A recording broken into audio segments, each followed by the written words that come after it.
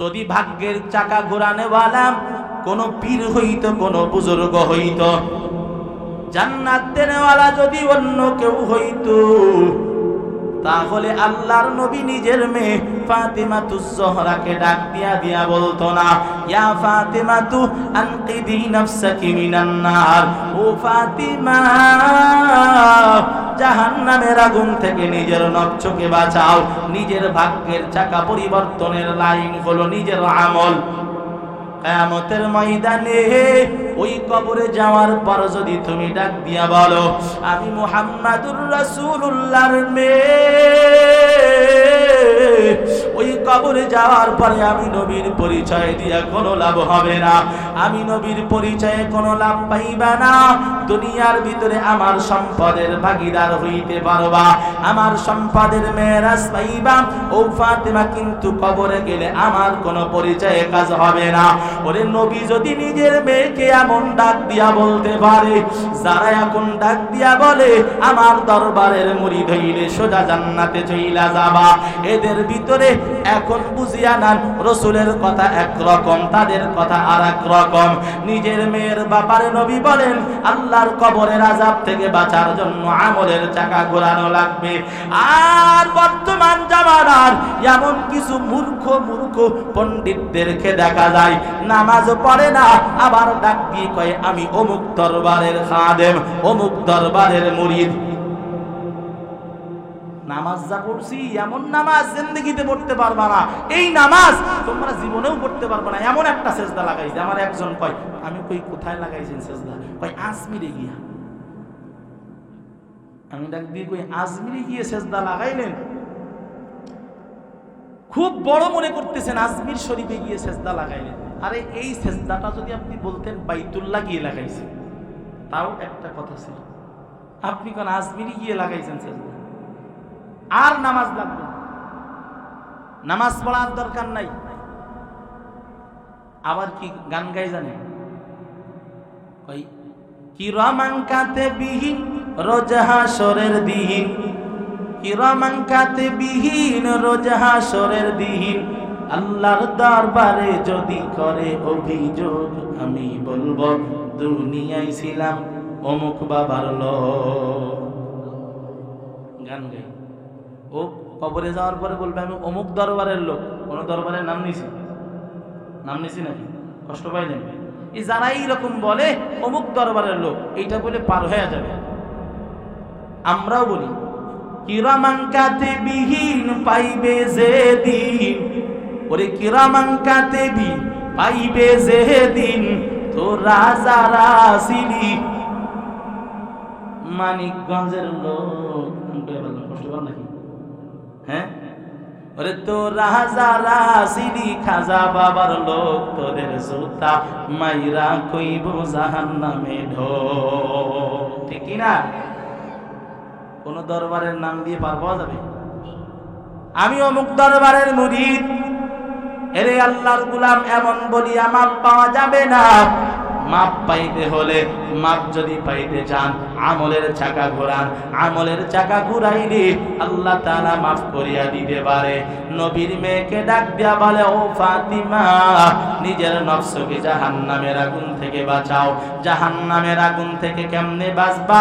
বলে আমল বানাইয়া দিলে, আল্লাহর দরবারে মকবুল হয়ে গেলে, আল্লাহ যদি খুশি হয়ে যায়, আমার আল্লাহ মাফ করিয়া দিতে পারে। এরে আল্লাহর গোলাম, এই মুশরিক যারা শিরিক করে, খবরদার শিরিক করে কিন্তু মাফ পাবে না। আরো কিছু প্রচলিত কথা আছে আমাদের সমাজের ভিতরে, কিছু কথা চালু আছে। অনেকেই ডাক দিয়া কয়, ওরে রাত্রের বেলা আয়না দেখা যায় না। এই কি কয় না? পুত্রবধূ হাত থেকে একটা গ্লাস পড়িয়া ভাঙ্গিয়া গেছে, কয় অলক্ষণী আছে না? নতুন পুত্রবধূর হাত থেকে অনেকেই ধানের গাছ থেকে কিছু শীষ ছিঁড়ায় এনে গোলার ভিতরে টাঙায় রাখে। এদিকে আছে না? না, কই যে বরকত হবে। বরকত দেওয়ার মালিক আল্লাহ। ওরে পুত্রবধূ নতুন হোক আর পুরাতন হোক, হাতের থেকে যদি গিলাস পড়িয়া ভাঙ্গিয়া যায়, এরে আল্লাহর গোলাম অলক্ষণে বলেন, কোন নিরিখে আপনি বলেন? অনেকেই ডাক দিয়া কয় শনি মঙ্গলবার বড় খারাপ দিন, নাউযুবিল্লাহ। বলে কি বলে না? ওরে শনিতে ধরছে, ওর জন্মটা হয়েছে শনিবার, ও শনির মতন, ও খুব খারাপ। নাউজুবিল্লাহ বলেন। এরে আল্লাহর গোলাম, এগুলো কিন্তু সব শিরিকের মধ্যে চলে যায়। শিরিকের ব্যাপারে কথা বলতে গেলে অনেক লম্বা হয়ে যাবে। মায়ার নবী বলেন, এই রাত্রের ভিতরে শাবানের মধ্য রজনীতে দুই শ্রেণীর মানুষ ব্যতীত সকলকে আল্লাহ মাফ করে দেয়। এক নাম্বার মুশরিক, দুই নাম্বার হিংসুক। এরে আল্লাহর গোলাম, দুনিয়ার মধ্যে অনেক এমন হিংসুক আছে যারা নিজের ভালো চায়, অন্যের ভালো সহ্য করতে পারে না। আছে না নাই? নিজের ভালো বুঝে অন্যের ভালো সহ্য করতে পারে না, অন্যের ভালো দেখতে পারে না। এই রকম হিংসুক এলাকায় নাই। এরে আল্লাহর গোলাম, নিজের ভালো চাই, অন্যের ভালো দেখতে পারে না। এক ওয়াকিয়া মনে পড়ে যায়। এক আল্লাহর গোলাম রাস্তা দিয়ে যায়, বড় অভাবী এবং তার অনেক হাজত। এই বান্দা রাস্তা দিয়ে যায়, টেনশন, মাথার ভিতরে বড় টেনশন। রাস্তা দিয়ে যাইতে যাইতে হঠাৎ করিয়া একটা দৈত্যের সামনে সাক্ষাৎ হয়ে যায়। দৈত্যের সামনে সাক্ষাৎ হওয়ার পর দৈত্য ডাক দিয়া বলেন, কি ব্যাপার, অন্তরে কি ব্যথা নিয়া, কি টেনশন নিয়া, কোথায় যাও বলো। আমার কাছে যদি বলো, আমি এখন তোমার কিছু সলিউশন দিব, কিছু গাইডলাইন দিয়ে দিব। তোমার অন্তরের ভিতরে কিসের টেনশন বলো। এমন কথা বলার পর ওই আল্লাহর বান্দা ডাক দিয়ে কয়, আমার সমস্যা বলিয়া কি লাভ হবে?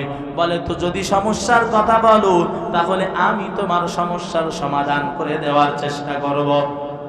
বলে, হ্যাঁ, যদি তুমি এটা করতে পারো। বলে, হ্যাঁ, তবে একটা শর্ত, তোমার আমি যেইটা দিব, তোমার পাশের বাড়ির আমি ডবল দিব। তোমাকে যা দেওয়া হবে তোমার পাশের লোকের আমি ডাবল দিব। তুমি যা চাইবা তোমারে তা দেওয়া হবে, তবে তোমারে যদি একটা দেই, তোমার পাশের বাসাওয়ালা দুইটা দিব। এরে আল্লাহর গোলাম, এমন কথা বলার পর ওই ব্যক্তি বুঝিয়া শুনিয়া দেখলো, ওরে আমি যদি চাই, আমার উপকারের চেয়ে আমার পাশের বাসার ওই ব্যক্তিটার বেশি উপকার হবে। সুতরাং ও আমার শত্রু, আমার জন্য কিছু দরকার নাই। কই, ভাই তুমি যাও, আমার তোমার কাছে কিছু চাওয়ার নাই, আমি কিছু নিব না। কারণ ও কি দেখলো, আমার পাশের বাসাওয়ালা আমি যদি যে কোনো জিনিস একটা পাই, ও দুইটা পাবে। আমি যদি এক প্লেট স্বর্ণ পাই, আমার পাশের বাসাওয়ালা 2 প্লেট স্বর্ণ পাবে। আমি যদি একটা ছাগল পাই, আমার পাশের বাসাওয়ালা 2টা ছাগল পাবে। আমি যদি একটা বিল্ডিং পাই, আমার পাশের বাসাওয়ালা 2টা বিল্ডিং পাবে। আমি একটা গাড়ির মালিক হইলে পাশের বাসা 2টা গাড়ির মালিক হবে। প্রতিবেশীর প্রতি এত ক্ষোভ, এত রাগ, ডাক দিয়া কয়, আমার দেওয়ার দরকার নাই, আমার দরকার নাই, তুমি চলিয়া যাও। কারণ আমার পাশের বাসাওয়ালা আমার সব থেকে বড় শত্রু। আছে না নাই? আল্লাহর নবী ডাক দিয়ে কয়, মান কানা ইউমিনু বিল্লাহি ওয়াল ইয়াউমিল আখির ফালইহসিন ইলা জারিহি।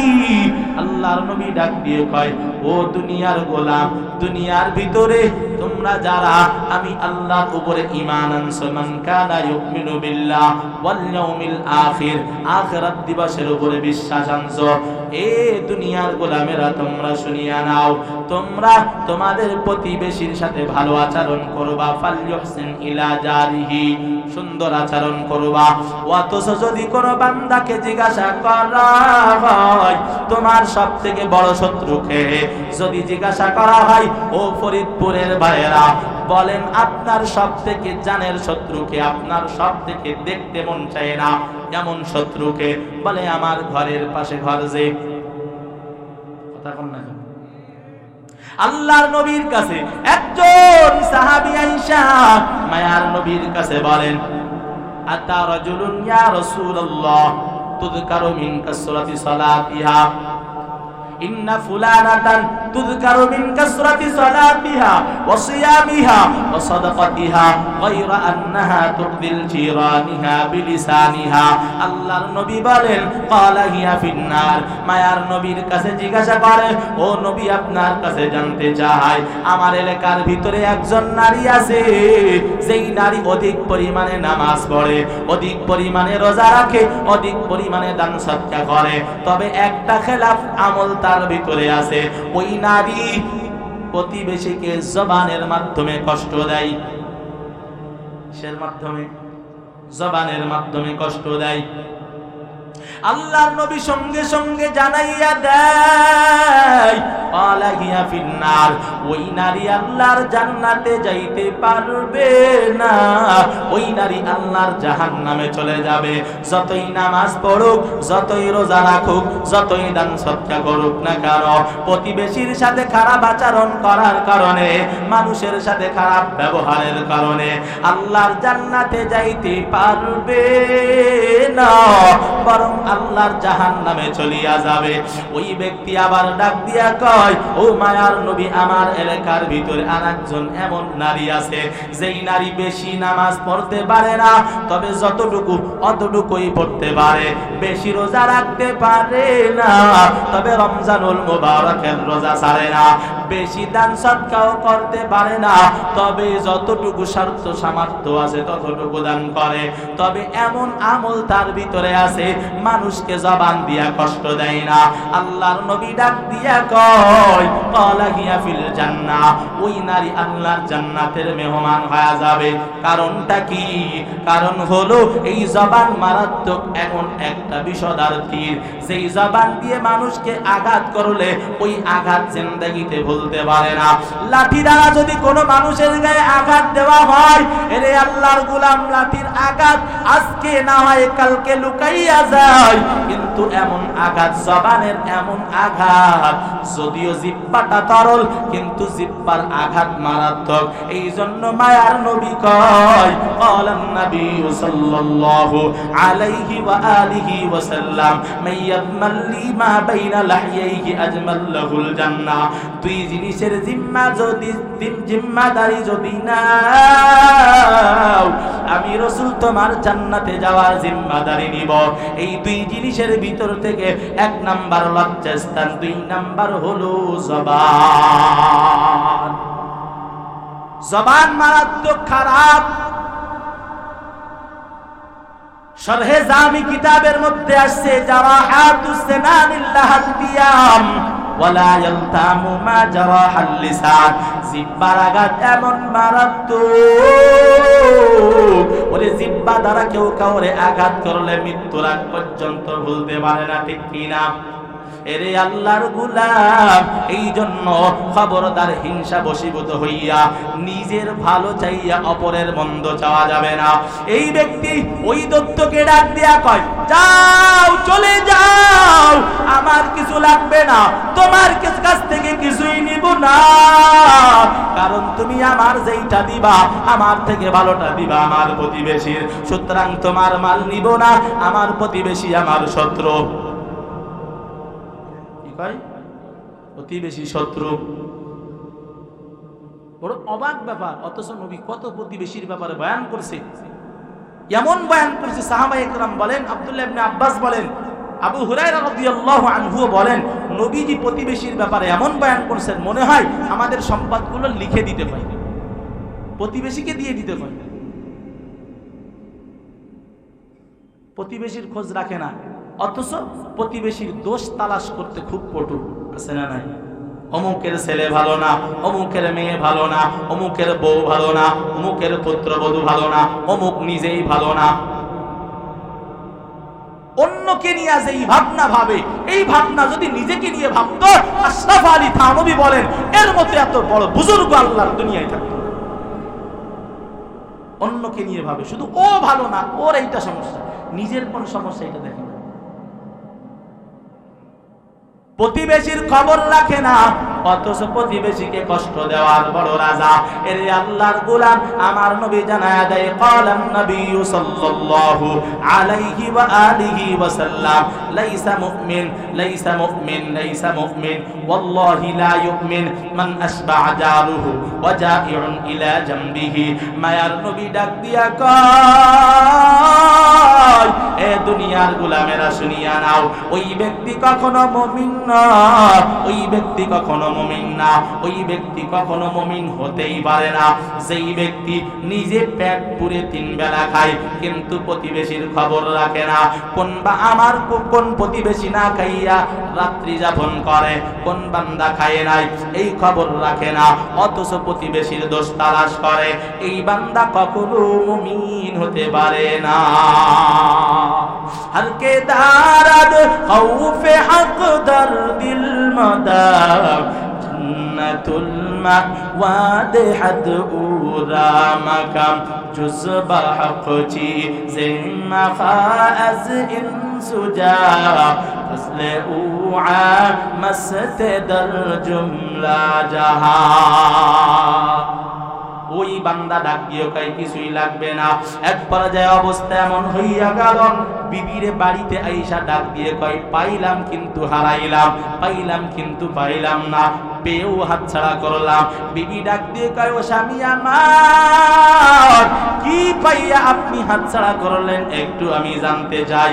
স্বামী ডাক দিয়ে কয়, ও বিবি আমার, আমি রাস্তা দিয়ে চলতে চলতে পেরেশান অবস্থায় এক দত্তের সাথে সাক্ষাৎ হয়ে গেল।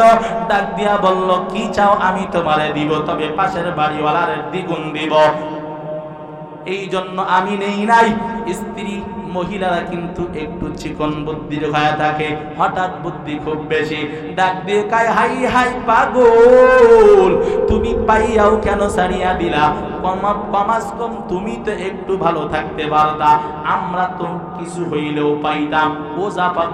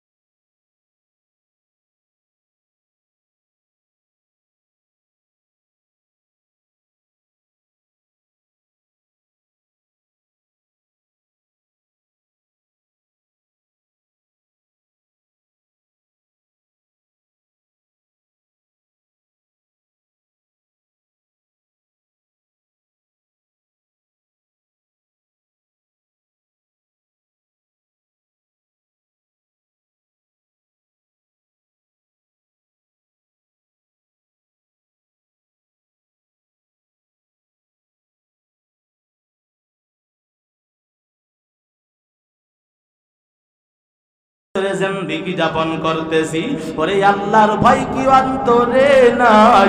আল্লাহর দরবারে বিচারের ভয় কি অন্তরে নাই?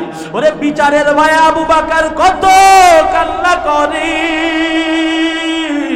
আবু বকর রাদিয়াল্লাহু আনহুর জীবনে পাওয়া যায়, হযরতে আবু বকর জঙ্গলে যাইয়া একটা ছড়ি হাতের ভিতরে নিয়া শরীরের ডাক দিয়া দিয়া বলে, ও ছড়ি, যদি আজকে আমি আবু বকর না হইয়া এই ছড়ি হইতাম, আল্লাহর দরবারে বিচারের কাঠ গড়াই দাঁড়ানো লাগতো না। আল্লাহর দরবারে বিচারের কাঠ গড়াই দাঁড়ানো লাগতো না। আমি আবু বকর হওয়ার কারণে আল্লাহর দরবারে বিচারের জন্য দাঁড়ানো লাগবে। আল্লাহর দরবারে যদি বিচারের কাঠ গড়ায় আমি আবু বকর ধরা পড়িয়া যাই, আমার জন্য জাহান্নাম হয়ে যাবে, আমি তো জান্নাতে যাইতে পারবো না। এরে আল্লাহর গোলাম, তারা জান্নাতের সুসংবাদ পাওয়ার পরেও এত অন্তরের ভিতরে জাহান্নামের ভয়, বিচারের কাঠগড়ার ভয়, এই ভয় নিয়ে নামাজ ছাড়ে নাই, রোজা ছাড়ে নাই, হজ যাকাত বন্ধ করে নাই, নেক আমল করা ছাড়ে নাই, রাতের গভীরের নামাজ ছাড়ে নাই। আমরা এত এমন কি হইয়া পড়লাম, নামাজ তো পড়ি না, রোজা রাখি না, হজ যাকাত তো করি না, এমন করার পরেও নিজের অনেক বড় দামি মানুষ মনে করি, নিজের জান্নাতি মানুষ মনে করি। আরে আল্লাহর গোলাম, একটু ভাবিয়া চিন্তা দেখেন, এই আমল দিয়া জান্নাতে যাইতে পারবেন কিনা, আল্লাহর দরবারে পার পাওয়া যাবে কিনা, এমন চিন্তা একটু অন্তরে ঢুকান। আর এই চিন্তা ঢুকাইয়া পিছনের জিন্দেগির দিকে তাকাইয়া আমার আল্লাহর কাছে একটু যদি ডাক দিয়া বলতে পারেন, আল্লাহ, জিন্দেগিতে কোন গুনাহ করি নাই, আয় আল্লাহ, জিন্দেগির সব গুনার খবর আপনি জানেন, আপনি যদি মাফ না করেন, মাফ করার ক্ষমতা দুনিয়ার আর কারো নাই। আল্লাহর কাছে যদি গফফার সিফাত মানিয়া আল্লাহরে যদি গফফার মানতে পারেন, আর গফফার মানিয়া এই বিশ্বাস নিয়ে আমার আল্লাহর কাছে হাত তুলতে পারেন, আমার আল্লাহর কাছে তওবা করতে দেরি হবে। আমার আল্লাহ বলেন, আমি এমন গফফার, আমার বান্দা আমার কাছে হাত তুলতে দেরি হয়, আমি আল্লাহ হাত ফিরাইতে দেরি করি না। এই আল্লাহর গোলাম, তওবা করতে দেরি হবে, আমার আল্লাহ ক্ষমা করতে কিন্তু দেরি করবে না।